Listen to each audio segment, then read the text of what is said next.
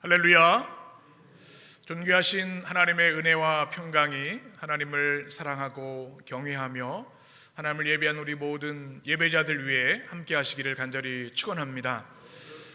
지난 한 주간 여러분 평안히 잘 지내셨습니까? 지난주 좀 날씨가 많이 추웠습니다. 오늘은 좀 날씨가 풀리긴 했는데 벌써 초겨울이 왔나 생각할 정도로 일교차가 심한 요즘입니다. 우리 성도님들 건강 유의하시고 또 우리 주님께서 우리 예배하는 우리 모든 성도들을 따스한 품으로 여러분 모두를 품어 안아주시기를 축복합니다. 기도해 주셔서 저는 지난 주일 3번 교회 이웃에 있는 교회에 가서 말씀을 잘 전하고 돌아왔습니다. 기도해 주셔서 너무너무 감사합니다. 한 주 우리 교회를 비웠더니 이게 오늘 주일을 맞이하는데 얼마나 설레고 좋은지요. 외국에 오래 나갔다가 고향에 돌아왔을 때 그런 마음, 이런 마음인가 한 생각이 들었습니다. 우리 성도님들 한 분 한 분 너무너무 반갑고 또 함께 예배하는 이 우리 해림교회 공동체가 얼마나 귀한가 하는 생각을 합니다. 또 우리 현장에 이제 조금씩 더 많이 나오시기 시작하는데 또 이렇게 직접 얼굴을 배울 수 있어서 참 기쁜 마음입니다. 우리가 인생을 살아가면서 우리에게 큰 기쁨을 주는 것들이 많이 있습니다. 그런데 여러 가지 가운데에도 가장 큰 축복은 좋은 만남을 주신 것이라고 저는 믿습니다. 우리가 살아가면서 만나는 너무나 당연하게 여기는 우리 가족들, 또 친구들, 또 교회 공동체 성도 한 사람 한 사람이 얼마나 귀하고 얼마나 큰 축복인가. 때로 이것을 잊고 살 때가 있는데 어느 순간 깨닫습니다. 참 큰 은혜이고 축복이구나. 하나님께서 나를 너무 사랑하셔서 이렇게 좋은 사람들을 많이 보내주셨구나. 특별히 목회를 하다 보면 그것도 더 실감하게 됩니다. 좋은 교회 공동체가 있다고 하는 것 얼마나 큰 기쁨이고 우리 일생에 있어서 우리 믿음의 여정, 순례를 행할 때 그것만큼 든든하고 기쁜 것이 없습니다. 여러분, 우리 교회 공동체로 인해서 하나님 주시는 위로를 경험하고 또 하나님 주시는 회복과 하나님 주시는 축복을 누리며 살아가는 우리 신실한 믿음의 성도들 되시기를 축복합니다. 제가 해림교회 부임해서 목회한 지 6년이 되었습니다. 처음 부임했을 때 이런 기도를 하나님께 드렸습니다. 하나님, 이렇게 좋은 성도들, 이렇게 귀한 성도들, 보석 같은 성도들 만나게 해주셔서 참 감사합니다. 아멘이 별로 없으시네요. 그리고 또 기도한 것이 하나님, 앞으로도 정말 주님이 사랑하시고 기뻐하시는 좋은 성도들을 함께 보내주셔서 아름다운 성령의 공동체, 복음의 공동체 이루게 하여 주옵소서. 지금 6년 동안 하나님이 그 역사를 이루셔서 얼마나 감사한지, 한 분 한 분이 얼마나 귀하고 감사한지 모르겠습니다. 우리 교육자들을 위해서 마찬가지입니다. 우리 교회 교육자들을 위해서 여러분 많이 기도하고 계시죠?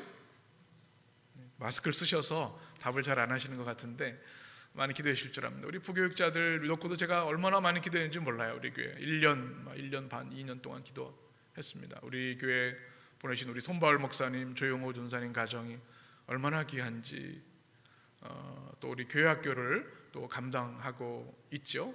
얼마나 그 일들을 잘 감당하고 있는지 모릅니다.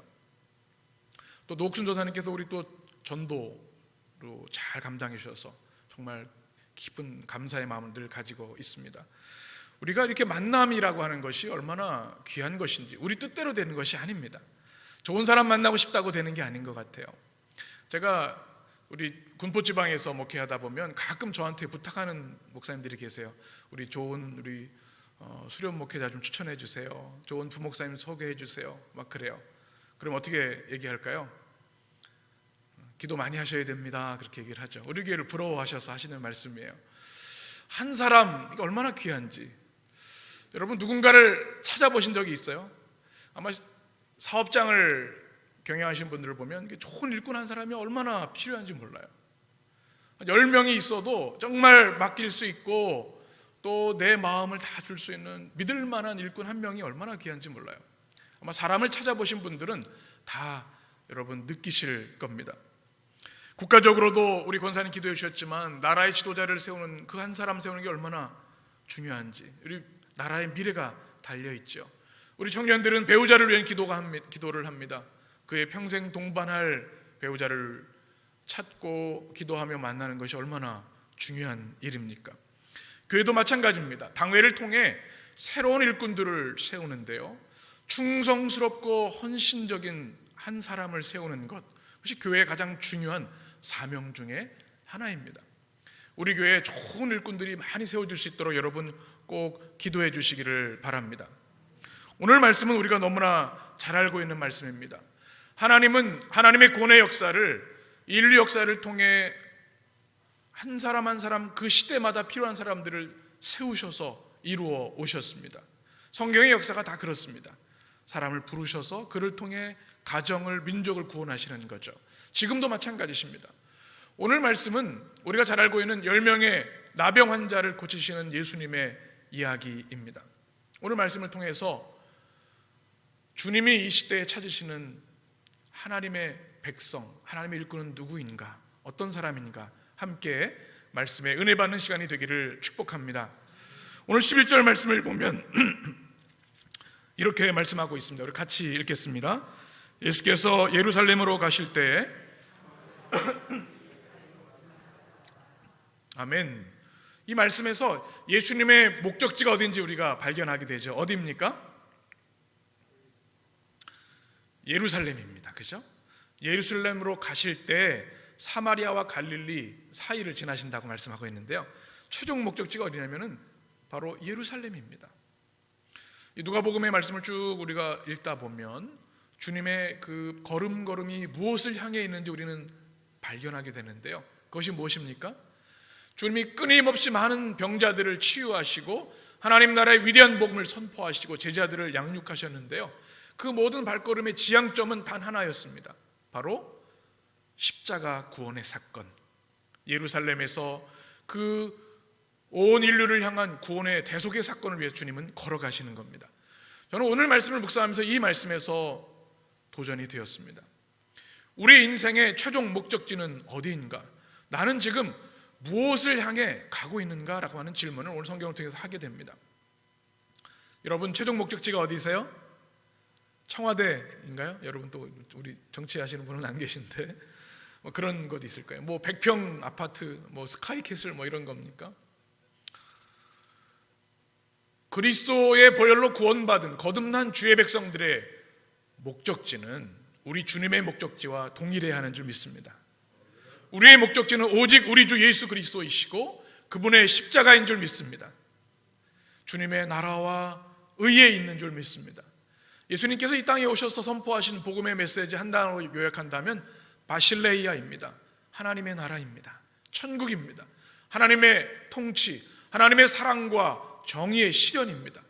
그래서 죄와 죽음과 사단의 권세에서 우리를 해방시켜 주시고 하나님의 온전한 자녀로 기쁨과 은혜를 누리며 이 땅을 주의 복음으로 치유하는 삶을 살아가는 것, 그것이 우리에게 주신 주님의 복음입니다. 이것이 우리의 삶의 최종 목적지가 되기를 축원합니다. 지금 혹시 내가 어느 길로 가고 있는가? 우리는 특별히 11월 연말을 맞으면서 점검해 보아야 합니다. 내가 지금 바른 방향으로 가고 있는가? 내가 주님과 혹시 상관없는 길을 가고 있는 것은 아닌가?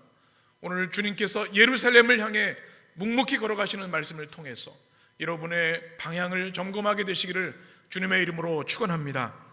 오늘 말씀 보게 되면 예루살렘이 최종 목적지이시고 그 중에 한 군데를 주님께서 지나가세요. 어디를 지나가십니까? 오늘 성경에 보니까 사마리아와 갈릴리 사이를 지나가고 계신다. 지도를 한번 제가 준비했습니다. 여러분 아마 그냥 말씀만 보시면 잘 기억이 안 나실 테니까 그 이스라엘 예수님 당시 지도인데요, 좀 작아서 보이실지 모르겠습니다. 이 갈릴리가 있고요, 남부 갈릴리하고 사마리아 이 접경에 있습니다. 이것이 이스라엘 골짜기라고 하는 그런 지역입니다. 사진을 보시면 이 평야지대이고 산지대입니다.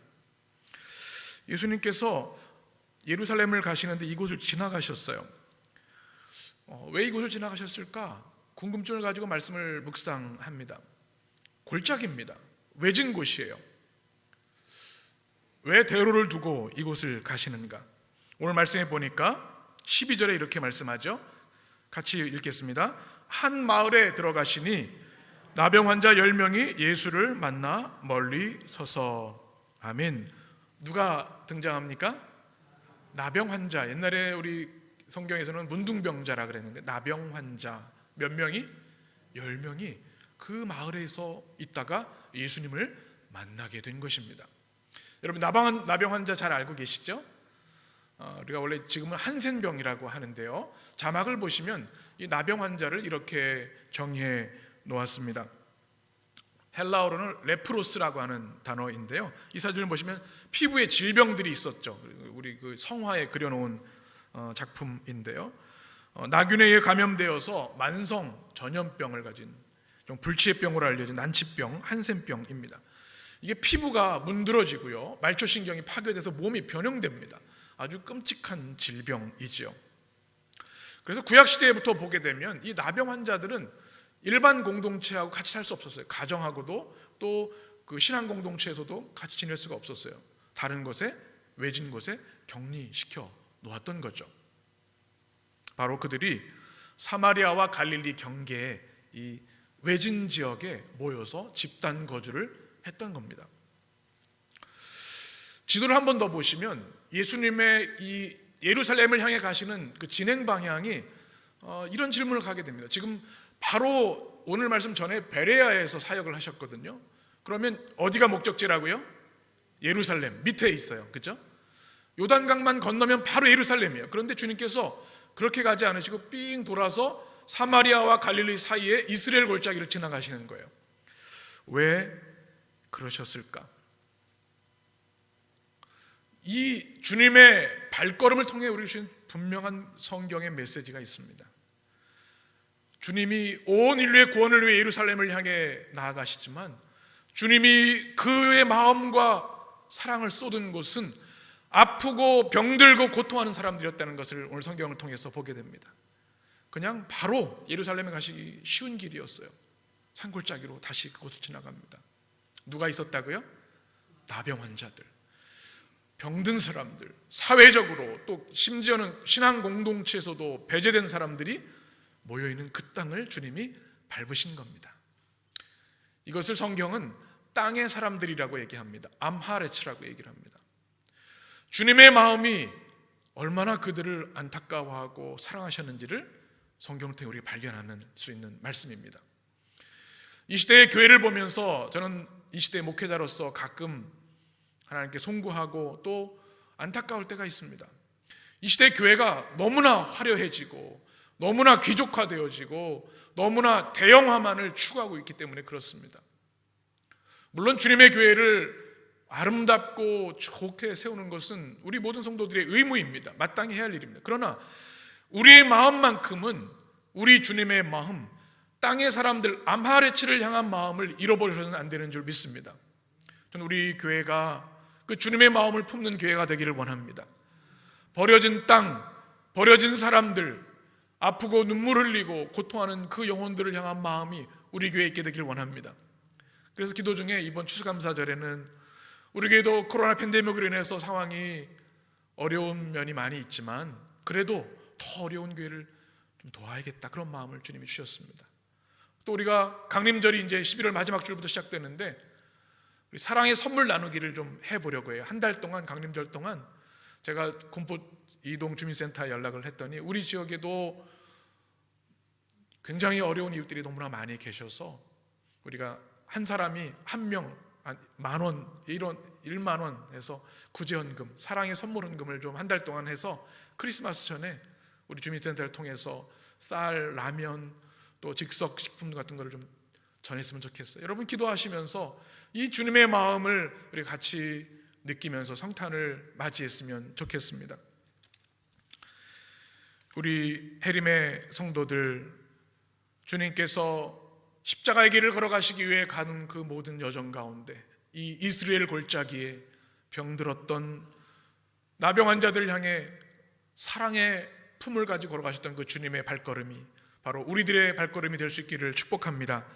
12절 13절에 보게 되면 이제 주님께서 그 땅에서 어떤 일을 하시는지를 우리가 보게 됩니다. 우리 같이 읽습니다.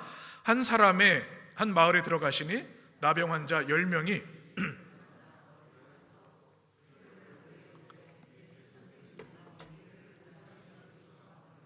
아멘. 제가 성화를 하나 더 준비했는데요. 한번 보시면 이 장면을 그린 그림이 있어요. 예수님께서 제자들과 함께 이스라엘 골짜기를 지나시는데 나병 환자들의 모습이 보여지시죠? 이게 가렵고 몸이 힘드니까 이것저것으로 다 칙칙 몸을 가는 거예요. 그런데 오늘 성경 보면 멀리 서서 가까이 못 가는 거예요. 주님에 대한 소문을 많이 들었어요. 나사렛 예수 그리스도가 우리가 기다리던 그리스도이시고 메시아이시다. 수많은 저희 질병들을 치유하시고 하나님 나라의 복음을 전하신다. 이 소문을 들었던 그들이 그분이 오셨을 때 너무나 가슴이 뜨거웠겠죠. 그런데 가까이 가지 못하고 멀리 서서 그 마음이 느껴집니다. 오늘 성경에 보니까 그들이 소리를 높였다. 아마 그들이 낼 수 있는 모든 힘을 다해서 절규하며 주님을 불렀습니다. 뭐라고 불렀어요? 오늘 보니까 예수 선생님이요. 예수님을 선생님이라고 불렀는데요. 이 성경 언어가 에피스타테스라고 하는 헬라어입니다. 한번 보여주시면 이게 뭐 선생님, 스승이라는 헬라어의 뜻을 가지고 있습니다. 그것은 하나님께서 최고의 권위를 부여하신 사람이라는 뜻을 가지고 있습니다. 이 절규는요, 절박한 절규였습니다. 소문만 듣던 예수님이 우리 마을에 오시다니 주님 도와주십시오. 그리고 뭐라고 하냐면 우리를 불쌍히 여겨 주옵소서. 그리고 이것은 믿음의 고백이기도 합니다. 우리의 이 처참하고 참혹한 고통에서 우리를 구원해 주십시오. 주님만이 우리를 고칠 수 있습니다. 이렇게 부르짖고 있는 것이죠. 그때 주님께서 14절에 이렇게 말씀하시죠. 같이 읽습니다. 보고 이르시되 가서 제사장들에게 너희 몸을 보이라 하셨더니 그들이 가다가 깨끗함을 받은지라. 아멘. 먼저 주님이 어떻게 하셨어요? 보셨습니다. 여러분, 우리 주님은 보시는 주님이십니다. 사람들이 보지 못하는, 우리만 알고 있는 가장 깊은 내면의 고통과 아픔과 눈물과 슬픔을 보시는 주님이십니다. 이 나병 환자들의 고통을 보시는 주님이십니다. 그리고 뭐라고 말씀하세요? 가서 제사장들에게 무엇을 보이라? 너희 몸을 보이라. 무슨 말씀일까요? 레위기에 보게 되면 이 병에 낫게 되면 반드시 해야 되는 절차가 있는데 제사장에게 가서 이 병이 완치되었다는 것을 확증받아야 했습니다. 그래야 이제 일반 공동체로, 가정으로도 또 회당 공동체로 들어갈 수 있는 거예요. 주님이 이렇게 말씀하셨어요. 그런데 여러분, 한 가지 질문이 생기지 않습니까? 지금 치료되지도 않았는데 제사장에게 가서 복이라고 말씀하시니까 이렇게 말할 수도 있을 거예요. 예수님 무슨 말씀입니까? 지금 우리 질병이 그대로 있는데요, 뭐 어떻게 제사장에게 다가갑니까? 갈 수도 없을 뿐더러 아마 큰 책망을 받을 겁니다. 이렇게 대답할 수도 있었을 것 같아요. 그래서 성경은 뭐라고 대답합니까? 그들이 갔다. 오늘 말씀 보게 되면 14절에 보면 그들이 어떻게 하다가 치유받았어요? 가다가. 이게 뭡니까? 믿음입니다. 주님의 말씀에 순종해서 이상하다, 지금 내 질병이 낫지도 않았는데 제사장에 가서 몸을 보이라니, 그것이 아니라 주님이 이렇게 말씀하신 것에는 하나님의 뜻과 역사와 은혜가 있구나. 그래서 믿음으로 제사장에게 나아가다가 질병이 치유된 겁니다. 이 말씀은 믿음이 무엇인지를 우리에게 보여주는 말씀입니다. 여러분, 때로는 우리가 믿음이 있다고 생각하고 믿음 생활한다고 하지만 하나님 임재 앞에 우리를 돌아보면 내가 믿음이 없었구나 깨닫는 순간들이 있어요. 믿음이 있으면 순종하게 되어 있습니다. 아멘이십니까? 믿음은 그 말씀에 순종함으로 증명되고 또 열매 맺는다는 사실입니다. 보네포 목사님의 나를 따르라, 제자도의 최고의 부르의 명작이죠. 거기서 단순한 복종에 대해서 이렇게 말씀합니다. 예수님의 부르심에 복종하는 것 이외에 믿음에 이르는 다른 길은 존재하지 않는다. 믿는 사람만이 복종하고 복종하는 사람만이 믿는다. 믿음은 복종 속에서만 존재하고 복종이 없으면 존재하지 못한다. 믿음은 복종의 행위 속에서만 믿음일 수 있다. 복종이 무엇인지는 복종하면서 배우는 것이지 질문을 통해 배우는 것이 아니다. 먼저 복종해야 진리를 알 수 있다. 예수님께서는 우리에게 양심과 죄의 갈등에서 벗어나 우직하게 복종하라고 요구하신다. 아멘. 여러분 아멘이십니까? 주님이 요구하시는 게 뭐라고요? 우직하게 복종하는 것, 먼저 복종하는 것.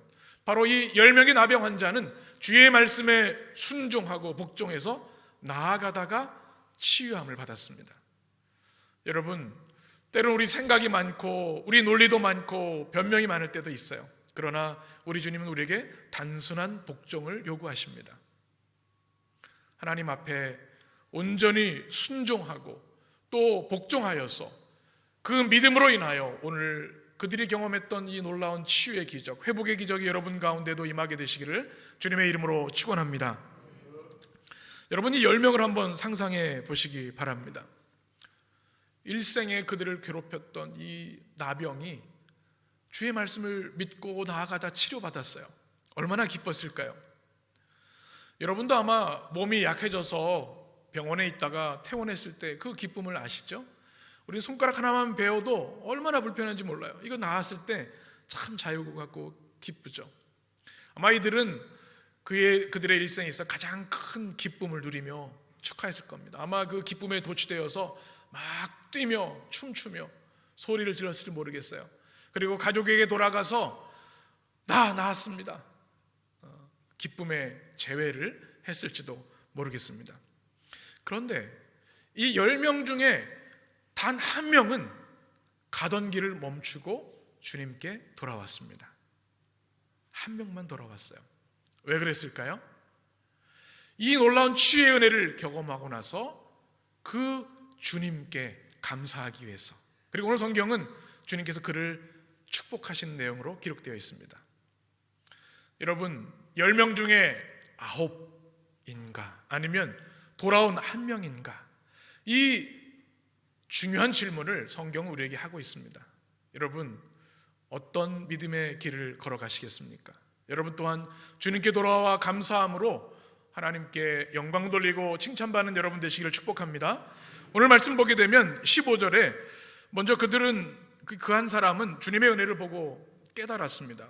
15절 같이 읽습니다. 그 중에 한 사람이 자기가 나은 것을 보고 큰 소리로 하나님께 영광을 돌리며 돌아와. 아멘. 가다가 질병이 나았어요. 근데 9명은 가던 길을 그냥 갔어요. 기쁨에 도취되어서. 그런데 한 명이 다시 주님께 돌아왔는데요, 보니까 나은 것을 보고 그가 주님께 돌아왔다 말씀하고 있습니다. 우리 신앙에 있어서 우리에게 베푸신 하나님의 은혜를 우리가 보고 깨닫는 것이 얼마나 중요한가. 우리의 기쁨에 도취되는 것이 아니라 주님이 내게 행하신 것을 우리가 믿음의 눈으로 보고 우리의 삶에 전환과 변화가 일어나는 것이 얼마나 중요한가, 오늘 성경은 우리에게 보여주고 있습니다. 오늘 성경에서 가장 큰 은혜가 뭘까요? 질병의 치유의 은혜가 얼마나 큰 은혜예요. 말할 수 없는 은혜입니다. 그러나 더 큰 은혜는 이 질병을 낫게 하신 그 주님이 누구신지 깨닫는 것이 더 큰 은혜입니다. 아멘이십니까? 여러분 제가 어린 시절을 가끔 떠올려 봅니다. 저희 아버지께서 어린 시절 보면 집에 들어오실 퇴근하실 때 가끔 이 까만 봉지, 봉다리라고 그러죠. 귤을 사오실 때도 있고, 또는 막 종이 봉투에다가 그 붕어빵도 사오시고 막 이래요. 그러다가 1년에 한두 번 통닭을 사오시면 우리 경사가 나는 거, 집에 경사가 나는 거죠. 근데 이제 아버지가 오실 때 기다리는데 어느 순간 아버지가 와서 좋아야 되는데 손에 뭐가 들려있나 거기만 집중하는 거예요. 그래서 어린 시절 제 경험에 내가 조금 좀 착한 아들은 아닌 것 같다 이런 생각을 했던 기억이 있어요. 아버지가 오신 게 제일 큰 기쁨인데 그 손에 들려진 선물만 바라보고 있었던 어린 시절이 떠올랐어요. 오늘 말씀을 묵상하는데 아마 10명 중에 9명은 내가 지금 나은 것에 도취되어 가지고 다른 것 신경 쓸 겨를이 없어요. 나를 누가 고쳐주셨지? 나를 고쳐주신 분이 누구지? 이것은 생각 못하고요, 그냥 가던 길을 가는 겁니다. 그런데 이 한 사람은 이게 뭐지? 내가 일평생 질병에 시달려서 비참한 삶을 살았는데 나를 질병에서 해방시켜 주신 이분이 도대체 누구지?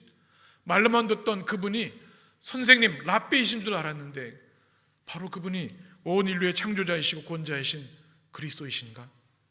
그는 그것을 생각하고 깨달았기에 가던 길을 멈추고 방향을 전환해서 주님께 나왔습니다. 사랑하는 여러분, 우리 하나님께서 여러분에게 풍성한 은혜를 많이 주시기를 원합니다. 담임 목사의 기도는 늘 그래요.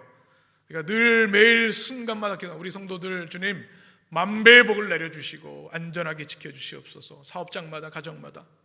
그런데 하나님, 그 은혜보다 주님을 더 사랑하게 하여 주옵소서. 그래야만 주님의 은혜를 제대로 알고 주님께 나올 수 있기 때문에 그렇습니다. 여러분 또한 주님께 돌아온 이 한 사람처럼 날마다 하나님의 은혜를 체험하고 깨달아 알아서 주님께 돌아오는, 주님께 더 가까이 나오는 여러분 되시기를 간절히 축원합니다. 또 두 번째는 이 주님께 돌아오는 이 한 사람이 하나님께 큰 소리로 영광을 올려드렸습니다. 15절 말씀 같이 읽습니다. 그 중에 한 사람이 자기가 낳은 것을 보고 큰 소리로 하나님께 영광을 돌리며 돌아와. 아멘. 영광이라는 단어가 독사소라고 하는 단어인데요, 이것은 찬양하다, 찬양을 높이 올리다, 명예를 드높이다. 큰 소리로 하나님께 영광을 올렸어요. 무슨 의미일까요? 이렇게 치료된 것이 기쁘지만 이것은 마땅히 하나님이 하신 일이고 하나님께서 영광을 받으셔야 되는구나, 이것을 그는 깨달아서 하나님께 영광을 올려드리며 돌아오고 있는 모습입니다. 이 말씀이 우리에게 주신 도전이 있어요. 여러분, 매일의 삶을 통해 주님께 영광을 올려드리고 계십니까? 우리의 사고의 전환이 필요합니다. 우리가 주일날 예배를 통해 영광을 올려드리는 것 당연히 우리가 성도로서 해야 할 의무이고 축복의 순간이죠. 그런데 매 순간 매일의 삶 속에서 우리는 우리에게 베푸신 은혜들을 인하여 하나님께 영광을 올려드리는 것이 마땅한 줄 압니다. 그를 주님은 기뻐하십니다. 여러분의 삶, 모든 삶을 통해서, 여러분의 일, 가정, 또 매일의 순간을 통해서 하나님, 제 삶을 통해 영광 받아 주시옵소서 고백할 수 있는 여러분 되시기를 축복합니다. 이제 오늘 말씀 16절에 보게 되면 이 한 사람이 주님께 돌아와 무엇을 하는지 우리가 발견하게 되는데요, 16절을 같이 읽습니다. 예수의 발 아래에 엎드려 감사하니 그는 사마리아 사람이라. 아멘. 예수님께 돌아와서 감사하고 있는데요, 어떻게 감사하고 있는가? 제가 성화를 하나 또 준비했습니다. 사진을 한번 보시면 이 돌아오는 사람이 어떻게 주님께 감사했는가?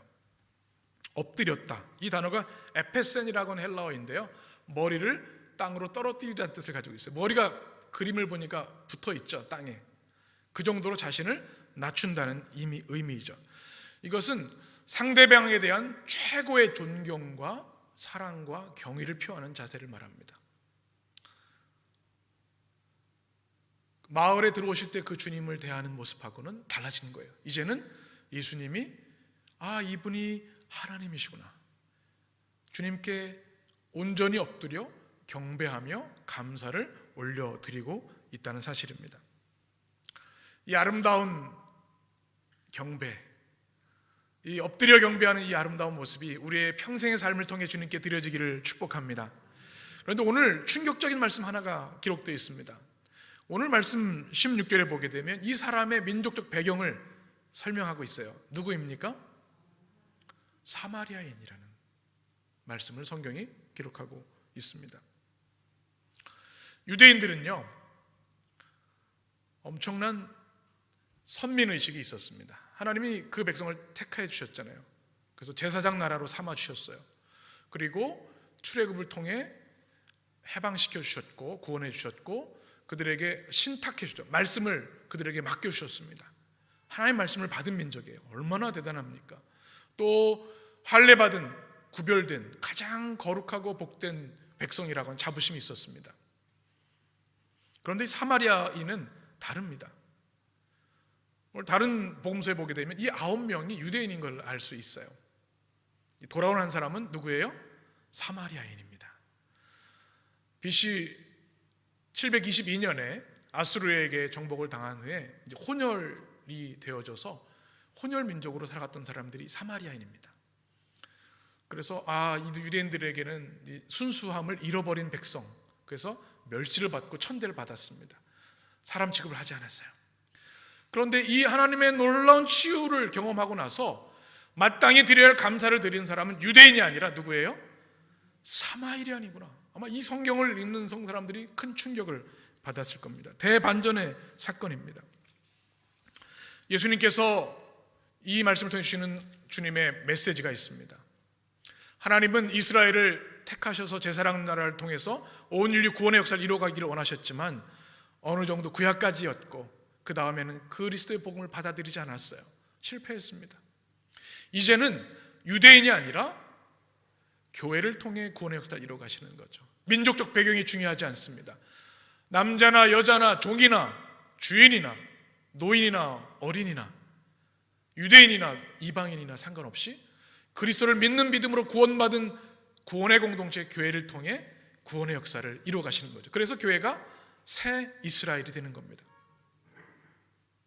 오늘 말씀을 통해서 누가 진정 하나님의 백성인가? 어떤 사람이에요? 하나님께 엎드려 경배하는 사람, 진정한 감사를 올려드리는 사람이 진정한 하나님의 백성인 것을 여러분 꼭 기억하시기를 주님의 이름으로 축복합니다. 우리는 믿음으로 주님을 만났고 주님의 구원받은 백성이 되었습니다. 그리고 이 한 사람이 주님께 돌아와 주님께 감사를 올려드렸는데요, 이제 주님께서 이 말씀의 핵심 메시지 17절을 이렇게 말씀합니다. 같이 읽습니다. 예수께서 대답하여 이르시되 10사람이 다 깨끗함을 받지 아니하였느냐? 그 9은 어디 있느냐? 여러분, 예수님의 마음이 느껴지십니까? 그 9명 마땅히 나와서 감사해야 되는데 어디 있는가 책망하시는 거고 통탄하시는 겁니다. 혹시 우리의 모습이 그 9명에 속해 있는 것은 아닌가? 그 9은 어디 있는가? 우리는 감사절을 맞이하는 한 주간 이 말씀을 마음에 품고 정직하게 대답해야 할 줄 압니다. 18절에 이렇게 말씀합니다. 이 이방인 외에는 하나님께 영광을 돌리러 돌아온 자가 없느냐 하시고, 그 당시 이방인은 유대인들에게 지옥의 땔감 정도로 여길 정도로 처참한 사람들이었어요. 그런데 진정한 감사를 드리는 사람은 이방인이었던 사마리아인이었습니다. 누가 진정 하나님을 기쁘시게 하는가? 진정한 감사를 올려드리는 사람. 19절에서 이렇게 그 한 사람을 주님이 축복하십니다. 같이 그에게 이르시되 일어나 가라, 내 믿음이 너를 구원하였느니라 하시더라. 아멘. 9명은 육체의 치유를 받은 것으로 끝나는데요, 이 한 사람은 그의 영혼까지 구원받는 놀라운 축복을 경험했습니다. 어떻게 했을 때? 주님께 돌아와 감사하며 주님께 엎드려 경배했을 때 육체의 질병뿐만 아니라 영혼이 구원받는 놀라운 축복을 누렸습니다. 여러분, 육체의 질병이 나는 것도 큰 기쁨이죠. 그러나 언젠가 또 우리는 병에 걸리고 언젠간 죽게 되어 있습니다. 그러나 주님이 주는 이 구원은 영원합니다. 그러니 이 주님께 돌아온 이 한 사람의 축복이 얼마나 큰지 우리는 알 수 있는 것이죠. 우리는 믿음으로 구원을 받습니다. 아멘이시죠? 오직 믿음으로 하나님의 은혜에 따라 그리스도를 통해 구원받는데요, 이 믿음은 어떤 믿음입니까? 주님께 엎드려 경배하며 감사하는 믿음입니다. 이 한 사람이 그 믿음으로 구원을 받은 것이죠. 감사의 절기를 우리는 지내고 있습니다. 하나님은 하나님의 백성에게 무엇을 요구하실까요? 하나님께서 이스라엘 백성을 택하시고 놀라운 복을 주셨습니다. 하나님이 동행하시고 보호하시는, 동행하시는 복을 주셨고 율법을 통해서 하나님의 말씀을 주셨습니다. 출애굽의 구원을 주셨습니다. 그리고는 한 가지만을 요구하셨어요. 한번 따라해 보실까요? 거룩하라. 하나님이 하나님의 백성 요구하신 건 한 가지예요. 뭐예요? 거룩입니다. 왜냐하면 내가 거룩하니 너희도 거룩하라. 거룩하신 하나님은 거룩한 백성들과만 친밀하게 교제하며 동행하실 수 있기 때문에 이 거룩을 위해 주신 두 가지 주님의 명령이 있는데, 하나는 안식일 계명입니다. 오늘날의 주일이죠. 그 뭐예요? 주님의 백성으로 거룩한 삶을 살기 위해 주신 이 주일의 은혜를 우리가 반드시 지켜야 하는 것이죠. 또 하나는 뭡니까? 절기를 주셨습니다. 1년에 3번 절기를 지키라. 출애굽기 23장 14절 말씀만 보면요, 우리 같이 읽겠습니다. 너는 매년 3번 내게 절기를 지킬지어다. 무교절, 맥추절, 수장절, 이 3가지를 지키라고 주님 명령하셨어요. 이 지키라는 단어가 무슨 말씀이냐면 기억하라는 뜻이고 주님께 나오라는 뜻이고 또 춤추라는 뜻을 가지고 있습니다. 무슨 말씀일까요? 적어도 1년에 3번은 내 앞에 나와서 너희의 창조주가 누구인지 기억해라. 너희를 구원하신 분이 누구인지, 너에게 지금 많은 복과 은혜를 주신 분이 누구인지를 기억해라 말씀하고 있는 것이죠. 이제 한 주간을 보내고 우리는 추수감사절을 맞이하는데요. 이 한 주간 이 추수감사절에 주시는 주님의 음성을 우리가 들었으면 좋겠습니다. 우리에게 베푸신 은혜들을 여러분 개인이 기도하는 시간에 꼭 돌이켜보시기를 바랍니다. 10명 중에 그 한 사람의 믿음이 주님 제 믿음이 되기를 원합니다. 우리에게 베푸신 은혜를 보고 깨달아 주님께 돌아와 엎드려 경배하며 영광을 올려드리는 감사의 백성들이 되시기를 주의 이름으로 축복합니다. 주님은 그 한 사람을 찾으십니다. 그 아홉은 어디 있느냐? 주님께 돌아와 주님, 제가 주님께서 주신 은혜에 감사하며 합당한 영광을 올려드립니다. 고백하는 감사의 백성들, 구원받은 백성들 되시기를 주님의 이름으로 축원합니다. 기도하겠습니다.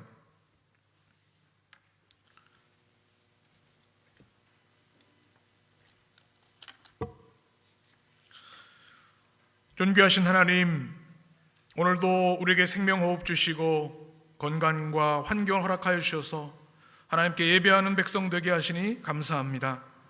하나님, 오늘 주신 말씀을 통하여 영광의 주님을 배웠고 치유의 은혜를 받았던 10명을 떠올립니다.